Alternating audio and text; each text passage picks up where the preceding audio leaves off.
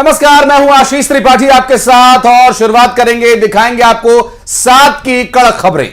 नमस्कार, मैं हूं रीनू यादव और सबसे पहले बात करेंगे मध्य प्रदेश में मोहन मंत्रिमंडल की और आज इसका विस्तार होने वाला है, जहां रामनिवास रावत बनेंगे कैबिनेट मंत्री। और आज सुबह मोहन मंत्रिमंडल का विस्तार होना है। कड़क खबरों में सबसे कड़क खबर यह कि सीएम डॉक्टर मोहन यादव ने राज्यपाल से मुलाकात की और रामनिवास रावत को फोन पर भोपाल के लिए बुलावा भेजा गया है और उन्हें बुलाकर उनका शपथ ग्रहण कराया जाएगा। आज राजभवन में तैयारियां औपचारिक कर ली गई हैं और इसके बारे में कल ही पूर्व सूचना राजभवन को दे दी गई थी, जहां पर यह सूचना दी गई थी कि मंत्रिमंडल का विस्तार होना है और ऐसे में यहां रामनिवास रावत को मंत्री पद की शपथ दिलाई जानी। हालांकि पहले चर्चा यह थी रेणु की 2 मंत्री शपथ ले सकते हैं, लेकिन अभी जिस तरह से अमरवाड़ा उपचुनाव चल रहा है, संभव है कि अमरवाड़ा से अगर भारतीय जनता पार्टी का प्रत्याशी जीतता है तो उन्हें भी मंत्रिमंडल में जगह दी जा सकती है। हालांकि फिलहाल एक ही मंत्री रामनिवास रावत शपथ लेंगे, अब तक यही जानकारी है। तो आज मोहन मंत्रिमंडल का विस्तार होगा, रामनिवास रावत कैबिनेट मंत्री बनेंगे और आज सुबह मोहन मंत्रिमंडल का विस्तार होने वाला है। जल्दी वो तस्वीरें भी आपको दिखाएंगे। सीएम डॉक्टर मोहन यादव ने राज्यपाल से मुलाकात की है। रामनिवास रावत को फोन पर भोपाल से बुलावा आया है और ये बुलावा जाहिर सी बात है इसलिए भी जरूरी है और क्योंकि आज एक बड़ा आप शपथ देखने को आपको मिलेगा और आज सुबह मंत्रिमंडल का विस्तार होने वाला है।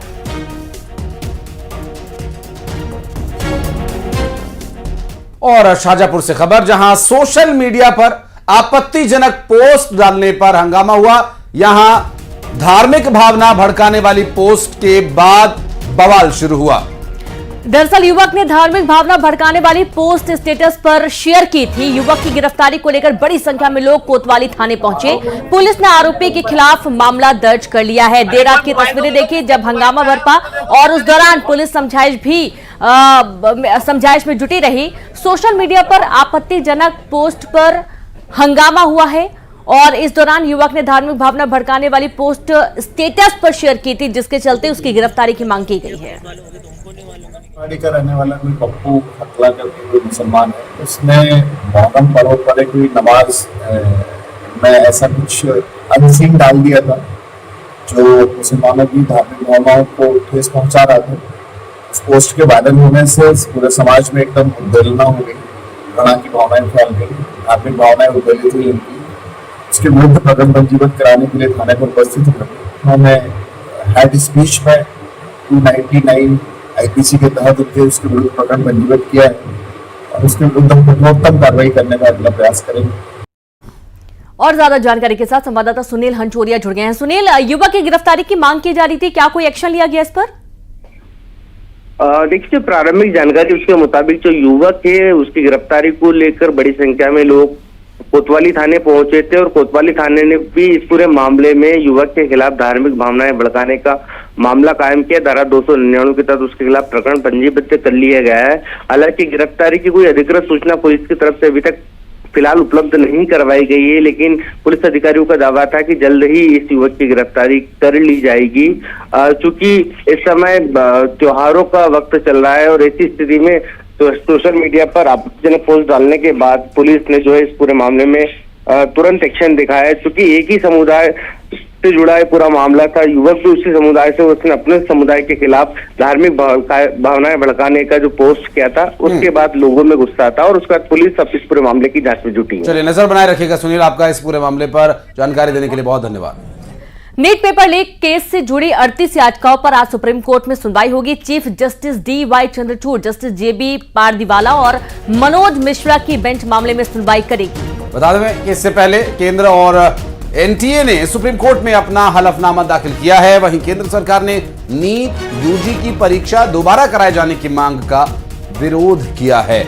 ऐसे में आज उन सभी विषयों पर 38 याचिकाओं पर सुनवाई होगी, जिसमें चीफ जस्टिस की बेंच सुनवाई करेगी। केंद्र की NTA ने सुप्रीम कोर्ट में जो हलफनामा दाखिल किया है, छात्रों को कोर्ट के फैसले का इंतजार है कि आखिर उनका भविष्य आगे क्या होगा। नीट UG की परीक्षा से संबंधित ये सभी याचिकाएं जिस पर होनी है सुनवाई और देखना होगा कि क्या रुख रहता है कोर्ट का इस पर, इस बेंच का। और भोपाल में बीजेपी कार्य समिति की बैठक हुई और इस बैठक में 2 राजनीतिक प्रस्तावों को पारित किया गया। सरकार जिम्मेदारी से प्रदेश का विकास करेगी, युवाओं को रोजगार देने का लक्ष्य और बूथ को सशक्त करने पर फोकस रहने वाला है। तो भोपाल से खबर है, जहां बीजेपी कार्यसमिति की बैठक हुई और बैठक में 2 राजनीतिक प्रस्ताव पारित किए गए हैं। पहला, सरकार जिम्मेदारी से प्रदेश का विकास करेगी और युवाओं को रोजगार देने का लक्ष्य और बूथ को सशक्त करने पर भी फोकस किया जाना है। सरकार से रोजगार का मसला अगर अपन बात करें तो रोजगार के मामले में हमारी बड़ी अच्छी गति है, इसमें कोई शक नहीं है, लेकिन अब इसको रीजनल लेवल पे ले जाने की जरूरत है। अर्थात जैसे हमारा चंबल का बेल्ट है, महाकौशल का बेल्ट है, बुंदेलखंड का है, विंध्य का है, ऐसे अलग अलग सबमिट कर रहे हैं क्रमशः लगातार रूप से। तो जैसे उज्जैन में हुई रीजनल, पहली बार हुई थी, सफलता के साथ हुई। अब दूसरी इसी महीने 20 जुलाई को जबलपुर में होने वाली है। जबलपुर मतलब केवल जबलपुर नहीं है, ये जबलपुर, ये पूरा संभाग के अंदर सभी प्रकार के उद्योगों को लेकर के एक बड़ी समिट होने वाली है। छत्तीसगढ़ में जल्द मंत्रिमंडल का विस्तार होगा। रायपुर के जगन्नाथ मंदिर में आयोजित रथ यात्रा के कार्यक्रम में ये विस्तार कार्यक्रम होना है। दरअसल सीएम विष्णुदेव साय ने इस यात्रा के दौरान वहां इन विषयों को रखा और इस दौरान भूपेश बघेल भी इसमें शामिल हुए और भूपेश बघेल ने मुख्यमंत्री से मंत्रिमंडल विस्तार को लेकर पूछा और कहा कि कम से कम संसदीय कार्य मंत्री ही बना दीजिए। इस पर सीएम ने विधानसभा सत्र से पहले विस्तार की बात को कहा है और भूपेश बघेल का यह कहना था कि अनौपचारिक बातचीत में मुख्यमंत्री ने यह बात कही है। बाद में सीएम ने भी साफ किया कि जल्द मंत्रिमंडल का विस्तार होगा। तो वहीं उनका कहना था कि मानसून सत्र की तैयारी पूरी कर ली गई है। छत्तीसगढ़ में 2 मंत्रियों के पद खाली हैं और ऐसे में कौन मंत्री बनेगा, इसे लेकर कयास लग रहे हैं।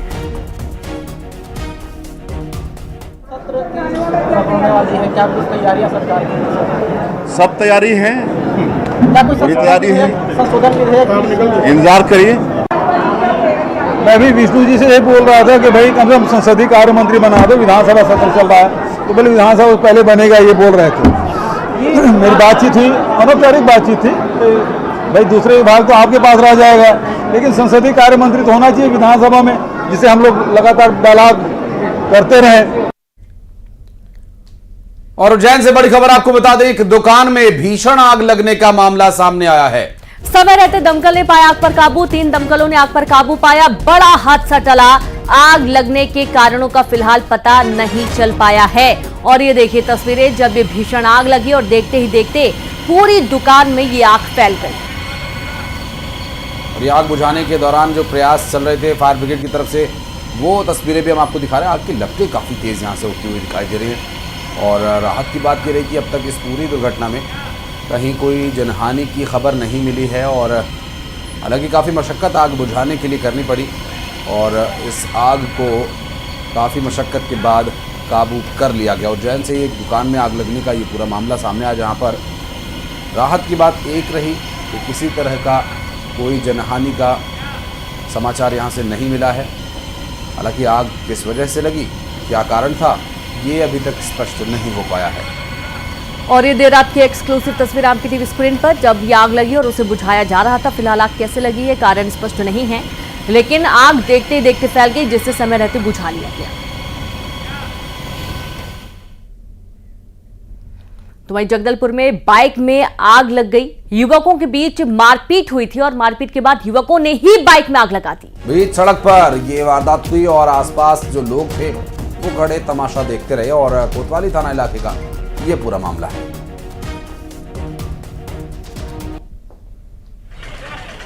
और ये देखिए ये तस्वीरें, जब 2 पक्षों में लड़ाई हो गई और एक युवकों के बीच में मारपीट हुई थी और इसके चलते इस बाइक में आग लगा दी गई और बाइक देखते ही देखते पूरी जलकर खाक हो गई। बीच सड़क पर इस वारदात को अंजाम दिया गया।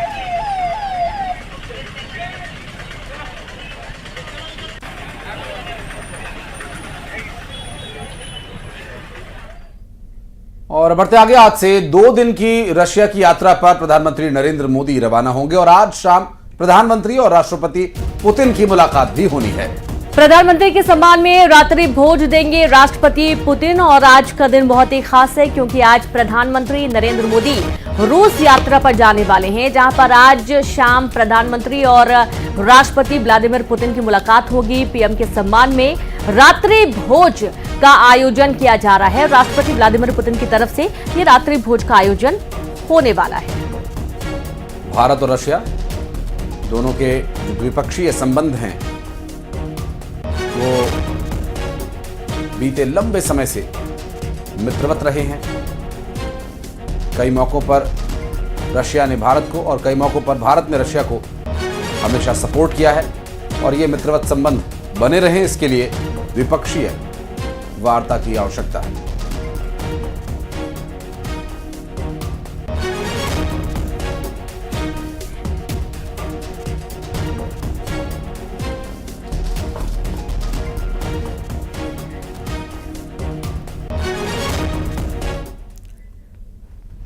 जगदलपुर में संजय बाजार में 3 युवकों का आतंक देखने को मिला, जहां रॉड और डंडों से युवक की जमकर पिटाई की गई। मारपीट का वीडियो भी सामने आया। दरअसल मारपीट करने वाला एक शख्स जिला बदर है और कोतवाली थाना इलाके का ये पूरा मामला, जहां ये देखिए ये तस्वीरें हैं और इन तस्वीरों में आप देखिए किस तरह से बेखौफ ये असामाजिक तत्व बीच सड़क पर उत्पात मचा रहे हैं। रॉड से और डंडे से एक शख्स की पिटाई करते नजर आ रहे हैं। हालांकि वहां पर मौजूद एक शख्स ने मोबाइल से इसका वीडियो भी रिकॉर्ड कर लिया और अभी इस पूरे मामले में कार्रवाई क्या कुछ की जा रही है, क्या कोई पुलिस या शिकायत इसमें हुई है, ये अभी तक स्पष्ट नहीं हो पाया। और देखिए आसपास लोग आ रहे हैं जा रहे हैं, लेकिन मारपीट उसी तरह से चल रही है और एक शख्स की मारपीट का ये पूरा वीडियो जगदलपुर से सामने आया है।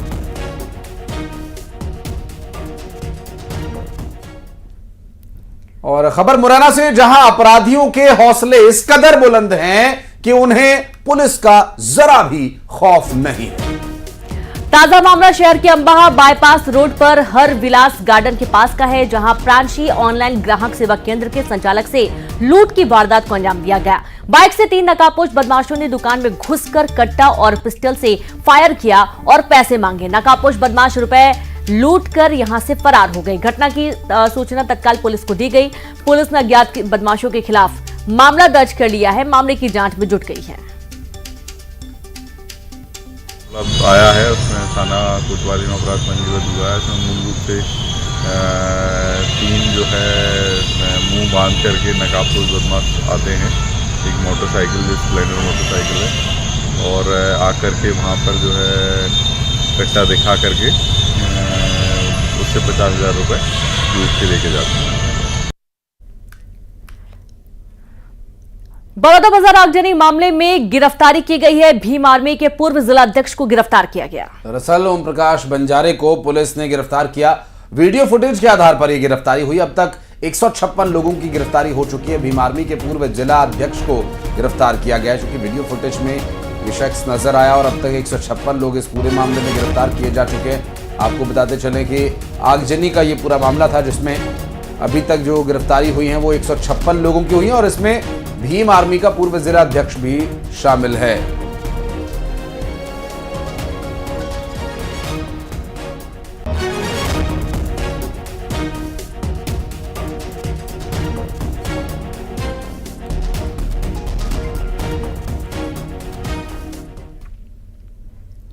और खबर मुरैना से, जहां कोतवाली पुलिस और यातायात पुलिस ने चेकिंग के दौरान मंत्री लिखी थार गाड़ी का चालान कर दिया है। कार पर लिखा है कैबिनेट मंत्री।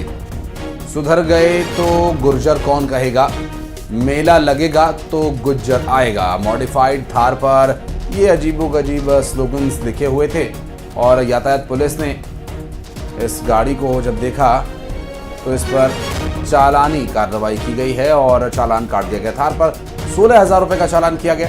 आपको बता दें कि इस कार को एक नाबालिग चला रहा था और उसके पास कोई कागजात नहीं थे। और आप देखिए ये पूरी तरह से मॉडिफाइड एक कार है जिसका नाम थार है और ये इस पर स्टिकर की दुकान खोलकर घूम रहा है और हर जगह स्टिकर लिखे हुए हैं। कैबिनेट मंत्री भी इस पर लिखा हुआ है, बॉस लिखा है और इस पर कोई ऐसा अंग इसका नहीं बचा जहां पर स्टिकर ना चिपके हों। और ट्रैक्टर के टायर्स इसमें लगाए गए हैं। साइलेंसर जैसा ट्रैक्टर में होता है कुछ उस तरह की मॉडिफिकेशन इसकी की गई है। हालांकि 16,000 रुपए में पुलिस ने इसको एक सीख देने का प्रयास किया है।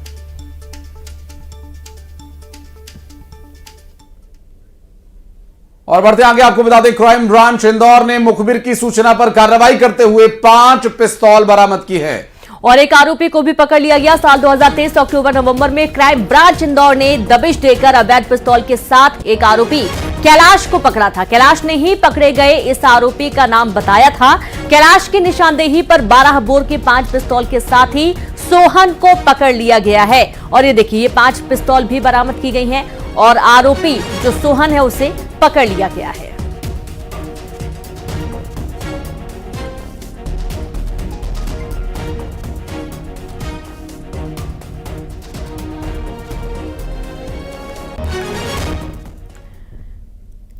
रायसेन में भारी वाहनों से आए दिन लगने वाले जाम से लोग काफी परेशान हैं। दरअसल लोगों की शिकायत पर पुलिस ने सड़क पर उतरकर भारी वाहनों को आने से रोका और विदिशा में धार्मिक कार्यक्रमों के चलते यहां पर बड़ी संख्या में गाड़ियां आ रही हैं और मनोरा मेले की वजह से यहां पर भारी वाहनों को आने से अब रोका जा रहा है ताकि जो सामान्य ट्रैफिक है वो किसी तरह से बाधित ना हो, आवाजाही सुचारू रूप से चलती रहे। फिलहाल आपको बता दें कि सलामतपुर तिराहे पर राहगीर और वाहन चालक काफी देर परेशान रहे और भारी वाहनों को फिर एक तरफ कर ट्रैफिक को सुचारू किया गया। मैं इस वक्त मौजूद हूँ रायसेन जिले के सलामतपुर तिराहे पर। बात किया तो आप ठीक देख सकते मेरे पीछे यहाँ पर किस तरीके से यहाँ पर ट्रैफिक रोक रखा है पुलिस ने। और बात किया यहाँ पर पंडित प्रदीप मिश्रा जो कथावाचक हैं, उनकी यहाँ पर विदिशा में कथा थी जो 30 जून से 6 जुलाई तक थी। लेकिन किस तरीके से आज यहाँ पर जो है ट्रैफिक पूरा रुका हुआ है आज, और किस तरीके से यहाँ परेशानी लोगों को ट्रैफिक की डाइवर्ट कर दिया है। यहाँ पर कहाँ जाना है आपको? रायसेन तरफ यहाँ पर खड़े हुए, कहाँ जाना है आपको? सागर जाना है। किधर से? विदिशा पे जाना है। हाँ। तो यहाँ किसने खड़ा करा आपको? सुबह से खड़ा कर रखा पुलिस वालों ने। अच्छा। रोड बंद है। क्या बोल रहे हैं? रोड बंद है। रोड बंद है? हाँ, कल शाम तक खुलेगा यूँ बोल रहे हैं। कहाँ से आए आप लोग? हम लोग भैया इंदौर से आए भर के, सागर जा रहे हैं। और पुलिस वाले कह रहे 3 दिन में रोड खुलेगा, राशन पे चले जाओ। हम लोग को जहाँ से जाना है। और भूखे प्यासे क्या परेशानी? भूखे प्यासे हम लोग डरे हैं, ना ढाबा है, ना खाना है, ना कुछ है, डले हम लोग खड़े भैया। कहाँ जा रहे हैं आप? हम लोग सागर जा रहे हैं सर। हाँ। क्या बोला पुलिस ने? बोल रहे हैं आज भी नहीं खुलेगा, कल भी नहीं खुलेगा, यहाँ से निकल जाओ आप लोग। अब हम लोग को जाना वहाँ पे है 11 के थोड़े आगे। अब वहाँ से रायसेन से कहाँ से घूम के जाएंगे? जिस तरीके से ट्रैफिक को यहाँ पर रोका गया है और जिससे आवागमन में लोगों को काफी परेशानी हुई है, तो निश्चित रूप से बड़ा सवाल उठता है कि पुलिस जो होती है सहायता के लिए होती है, लेकिन उस पुलिस ने ऐसी जगह ट्रैफिक यहाँ पर जाम लगवा दिया है जिससे लोगों को काफी दिक्कत परेशानी हो रही है। साथ ही जो ड्राइवर और चालक हैं वो भी यहाँ पर भूखे प्यासे यहाँ पर सड़क किनारे बैठने को मजबूर हैं। दिनेश यादव, न्यूज 18 रायसेन। और बड़ी खबर शहडोल से है, जहां पर गर्ल्स हॉस्टल से कक्षा 6वीं की 2 नाबालिग छात्राएं भाग गईं। दोनों हॉस्टल की दीवार कूदकर अपने साथ अपना सारा सामान लेकर भागी, लेकिन ऑटो चालक की सूझबूझ से दोनों ही को पुलिस के हवाले कर दिया गया। पुलिस ने दोनों को कोतवाली ले जाकर वहां पर आगे की कार्रवाई की है और दोनों ने हॉस्टल की वार्डन पर डंडे से पीटने का आरोप लगाया। और बड़ी बात यह भी रही कि 4 घंटे तक छात्राओं के भागने की हॉस्टल प्रबंधन को कोई खबर ही नहीं थी। आपको बता दें कि दोनों छात्राएं अनूपपुर के राजेंद्र ग्राम की रहने वाली हैं। 2 दिन पहले ही शहडोल के छात्रावास में प्रवेश लिया था। मामला शहडोल के पांडव नगर स्थित कस्तूरबा गांधी कन्या छात्रावास का है। और आश्चर्य की बात यह है कि ये दोनों छात्राएं 4 घंटे तक हॉस्टल में नहीं थी और इस बात की जानकारी किसी को नहीं थी।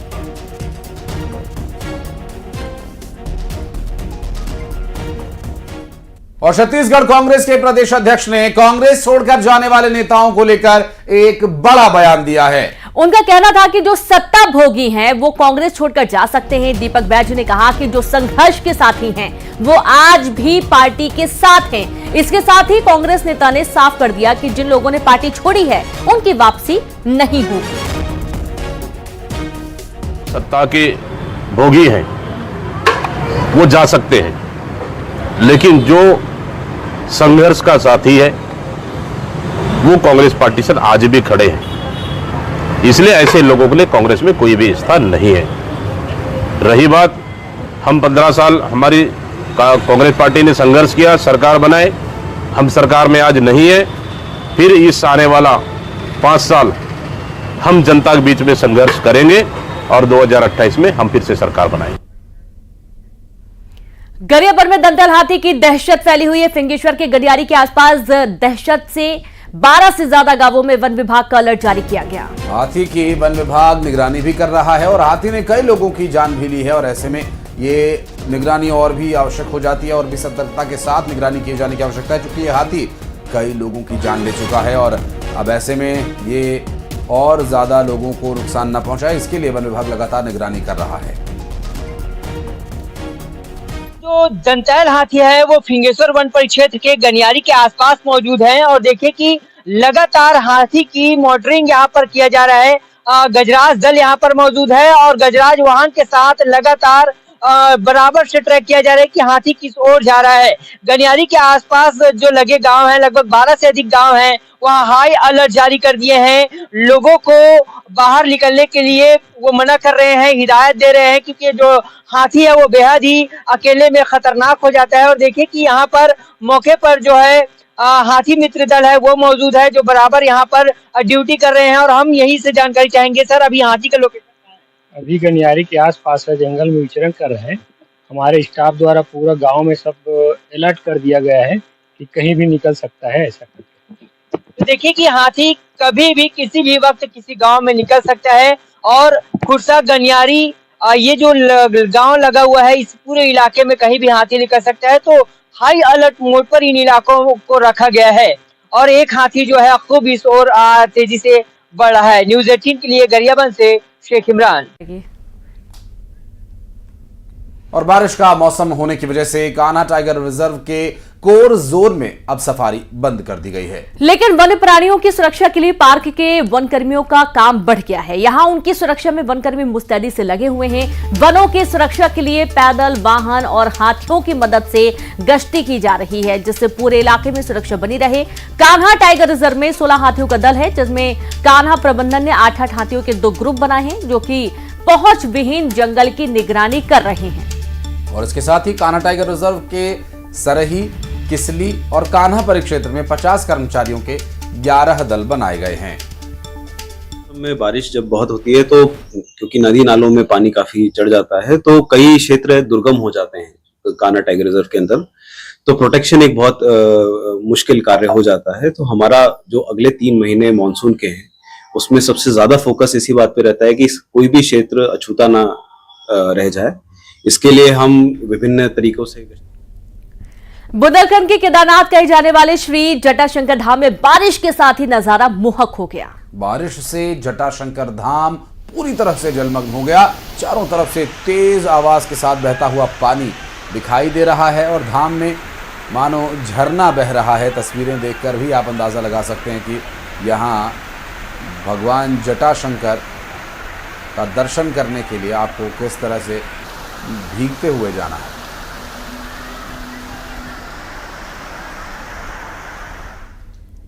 और इसी के साथ की कड़क खबरों में फिलहाल इतना ही। आप देखते रहिए न्यूज़ 18 MB छत्तीसगढ़। नमस्कार।